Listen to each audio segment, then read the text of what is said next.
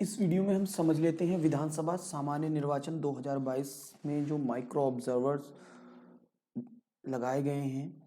Observer जो हैं उनके जो माइक्रो ऑब्जर्वर्स हैं उनके लिए क्या निर्देश हैं, ईसीआई के क्या उनके कार्य और दायित्व हैं पोलिंग डे में और पूरी पोलिंग प्रोसेस में, आइए समझ लेते हैं। इन कार्य और दायित्व और इन निर्देशों को पीठासीन को भी समझ लेना अत्यंत आवश्यक है। जिन बूथ पर या जिन पोलिंग सेंटर्स पर माइक्रो ऑब्जर्वर लगाए गए हैं, आइए समझते हैं उनके क्या कार्य और दायित्व हैं, क्या उनके निर्देश हैं। जैसा आप देख रहे हैं कि 14 फरवरी को प्रातः 7 बजे प्रारंभ होगा और 6 बजे तक मतदान चलेगा। प्रातः 7 से सायं 6 बजे तक प्रशिक्षित मतदान अधिकारियों के दल द्वारा कराया जाएगा। जो हमारा ये पोलिंग है वो प्रशिक्षित मतदान जो दल है उनको प्रशिक्षण दे दिया गया है। पीठासीन अधिकारी और 3 मतदान अधिकारी उसमें होंगे, जैसा हमें पता ही है। पोलिंग पार्टी दिनांक 13 फरवरी को प्रातः 9 बजे अपने अपने मतदेय स्थल को रवाना होंगी।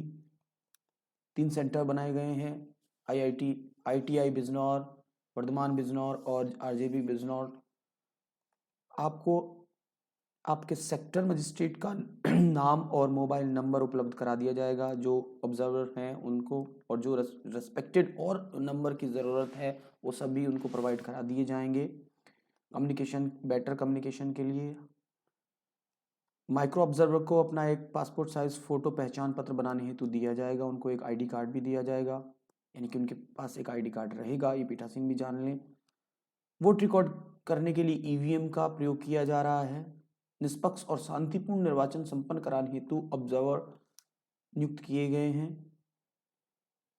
संवेदनशील मतदेय स्थल पर मतदान की फोटोग्राफी के लिए डिजिटल एवं वीडियो कैमरे की व्यवस्था की गई है तथा निर्धारित मतदेय स्थलों पर वेबकास्टिंग भी कराई जाएगी। पोलिंग डे माइक्रो ऑब्जर्वर द्वारा किए जाने वाले महत्वपूर्ण कार्य, आइए समझते हैं। मतदान स्थल पर तत्परता से मूल्यांकन करना। नंबर 2, मतदान प्रारंभ होने के पूर्व मतदान स्थल पर मतदान हेतु मूलभूत सुविधाओं की उपलब्धता। मॉक पोल देखना और यह करना कि यह आयोग ईसीआई द्वारा जो निर्देश दिए गए हैं, जो नियम बताए गए हैं, उसके अंतर्गत प्रारंभ हुआ है कि नहीं हुआ है, यह देखना। यह देख लें, माइक्रो ऑब्जर्वर यह देख लें कि मॉक पोल के बाद मतदान प्रारंभ होने से पूर्व कंट्रोल यूनिट क्लियर की गई है कि नहीं की गई है। मॉक पोल प्रमाण पत्र पर पीठासीन अधिकारी द्वारा सिग्नेचर किए गए हैं कि नहीं किए गए हैं। मतदान दिवस के दौरान नियमित रूप से महत्वपूर्ण बिंदु अपनी रिपोर्ट के लिए एनेक्सर 1 प्रारूप के अनुसार नोट कर लें, क्योंकि ऑब्जर्वर को 18 बिंदु रिपोर्ट उन माइक्रो ऑब्जर्वर को देनी है, वो आप समझ लें। यह पूर्ण रूप से स्पष्ट है कि माइक्रो ऑब्जर्वर पीठासीन अधिकारी अथवा मतदान अधिकारी के कार्य नहीं करेंगे। माइक्रो ऑब्जर्वर का कार्य केवल निष्पक्ष एवं स्वतंत्र चुनाव संपन्न हुआ है तथा पोल निरस्तीकरण की स्थिति नहीं आई है कि निगरानी करना है। माइक्रो ऑब्जर्वर विशेष रूप से ध्यान देंगे जिन पॉइंट्स पर, उनको अलग पॉइंट आउट किया गया है। आइए समझते हैं।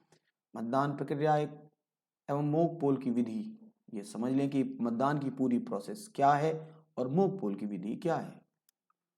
पोलिंग अभिकर्ताओं की उपस्थिति, ईसीआई निर्देशों का सम्मानपूर्ण अनुपालन, मतदान स्थल में आवागमन और प्रवेश पत्र की निगरानी की कौन प्रवेश कर सकता है कौन नहीं कर सकता है, इसकी जानकारी होनी चाहिए।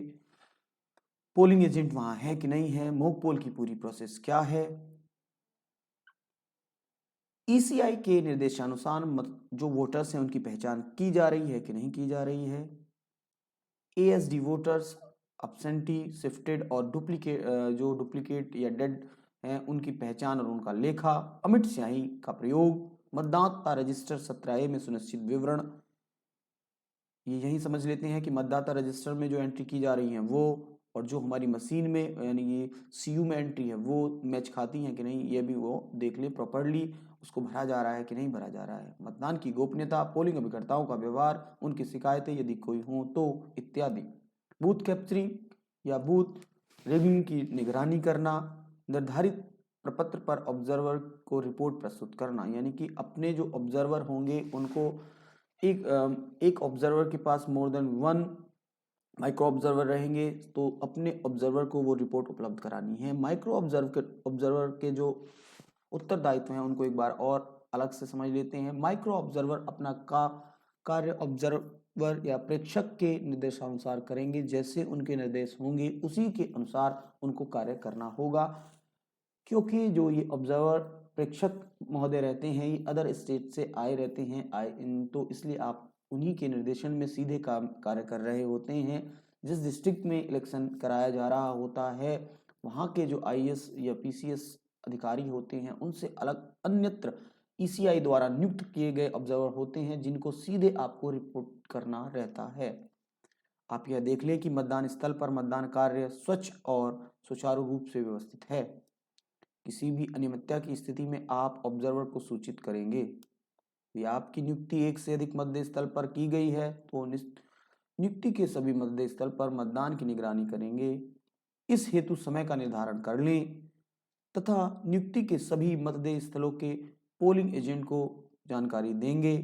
पोल समाप्ति के उपरांत मान्य प्रेक्षक को जो नियुक्त किए गए हैं ईसीआई के द्वारा मतदेय स्थलों की रिपोर्ट पृथक पृथक उपलब्ध कराएंगे। जितने मतदेय स्थल पर आपकी मतदेय स्थल एक सेंटर पर एक से ज़्यादा मतदेय स्थल होते हैं आप जानते हैं, यानी कि यदि कोई स्कूल है, कोई इंटर कॉलेज है, उसके अंदर यदि 7 पोलिंग स्टेशन है तो आप उन 7 की पृथक पृथक रिपोर्ट देंगे। ऐसा कभी संभव नहीं होगा कि एक पोलिंग स्टेशन यहाँ है और दूसरा पोलिंग स्टेशन 500 या उससे ज़्यादा दूर है। वो एक ही बिल्डिंग या एक ही वहाँ होते हैं, पास पास ही रहते हैं।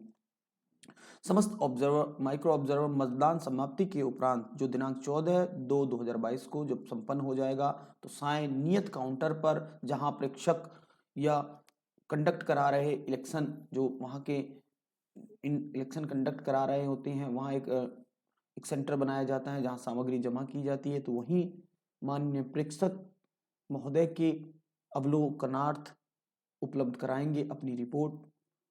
जो ऑब्जर्वर होंगे ऑब्जर्वर द्वारा रिपोर्ट की स्क्रूटनी के उपरांत उनकी अनुमति से रिसिट स्थल से वापस जाएंगे। तो ये कुछ कार्य और दायित्व हमारे ऑब्जर्वर के थे, जो निर्देश थे ईसीआई के, वो मैंने बताने की कोशिश की है। इस माइक्रो ऑब्जर्वर के कार्य दायित्व, माइक्रो ऑब्जर्वर की ट्रेनिंग अलग से भी है, उसको भी जाके आप डिटेल में देख सकते हैं। Thank you for watching this.